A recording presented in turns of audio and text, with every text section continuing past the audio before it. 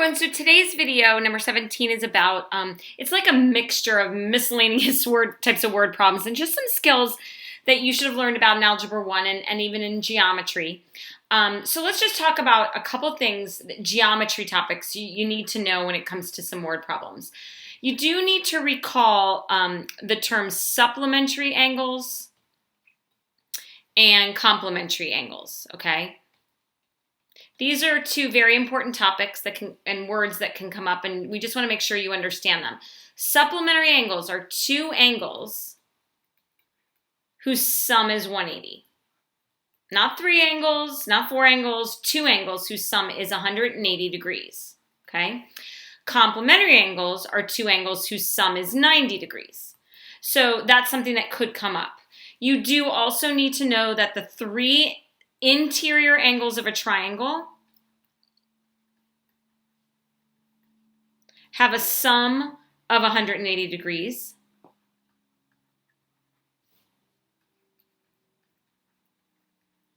And those can definitely be important. And then there's some other things, but just in my thought process, I really want you to feel comfortable with those ideas as you finish your summer work. Okay, but let's talk about miscellaneous word problems.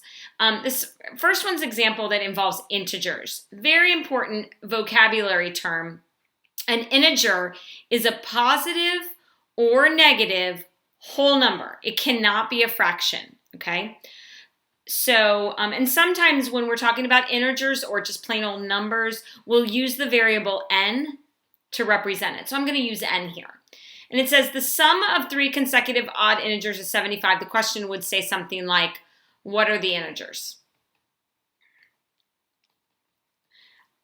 All right. Now, not every teacher teaches this the same, but at St. Luke's, we really like you guys to be very clear and label all your variables. Always state your variables. So I always look at what the question asks to come up with my variable. It says, what are the integers? But if we're going to write an equation, that means we can only use one variable, unless we're going to write a system of equations. And there's just not enough to do that here. So if I'm going to write an equation that's not a system, it has to be one variable. Okay, so I'm going to let n always equal the smallest integer. And then everything else I'm going to write in terms of n. That means using n in it, okay? So if I want consecutive integers, then the next one would be n plus 1. But this question actually asked me for consecutive odd integers. So the next integer that's odd would actually be n plus 2. So that's the second integer. And then the third integer would be n plus 4. Why is that? Why? Those are even numbers. We're talking odd integers. Well, that's because, think about it. If I said the first number was 3, the next odd integer would be 5. That's 2 away from 3. All right, so these are my variables. Notice, again, only one variable. And I'm going to write an equation now. The sum of them, sum means add them, is 75. So n plus 2 plus n plus 4 equals 75. And then I can solve. So 3n plus 6 equals 75. I'm going to subtract 6, and that's going to give me 3n equals 69. And so n equals, 23? There's an odd number, right? So there's 23, 25, and 27. All right, let's look at another example. All right, so we're going to talk about another type of equation. This one would be those involving geometry. I love geometry, okay. This one says the length of a rectangle is 15 greater than the width. If the area is 250 square centimeters, what is the length and the width?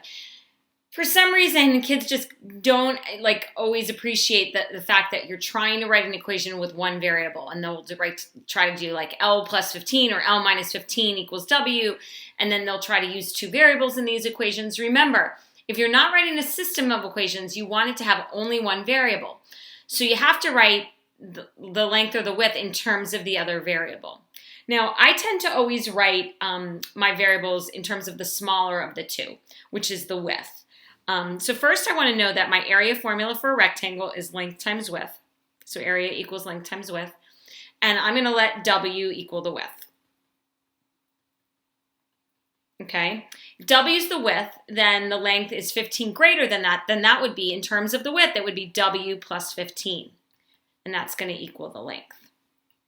Okay, so those are my variables. Notice I wrote length and width, okay? Let me get this out of the way, okay?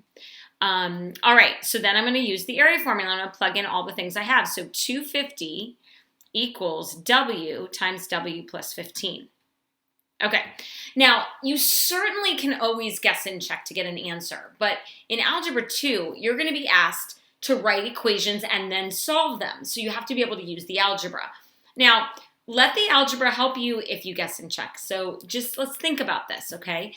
The first thing we'd want to do here would be to multiply, because we can't set W equal to 250 or W plus 15 equal to 250 because we wouldn't be using the zero product property. So we're going to distribute the W. It's going to give us W squared plus 15W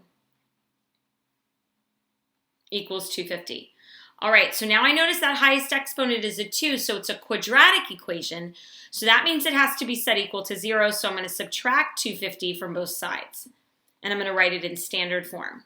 So W squared plus 15W minus 250. I'm actually going to move the equals to the other side, and now it equals 0. So then we can solve by factoring, or completing the square, which if you're going into Algebra 2 you haven't learned yet, many of you, or the quadratic formula, but we always want to try factoring first.